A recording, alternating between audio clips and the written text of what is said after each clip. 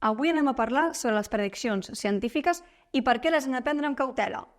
Les prediccions sobre el futur en temes complexos com l'energia o el canvi climàtic són relatives. Què significa això? Doncs que no són ni absolutes ni definitives.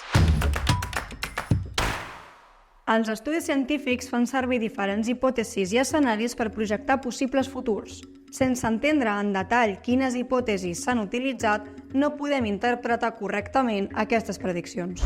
Per exemple, quan vegis una notícia que diu que la temperatura del planeta augmentarà 2 graus per al 2100, recorda que aquesta és només una de les possibles prediccions. En estudis sobre canvi climàtic, les prediccions es fan a partir d'una varietat d'hipòtesis i escenaris que consideren factors físics, químics, geològics i socials.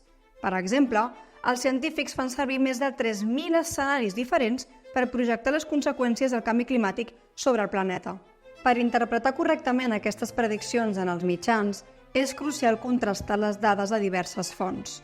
Busca informes d'institucions científiques i evita fonts amb interessos particulars que puguin esgarracar la informació.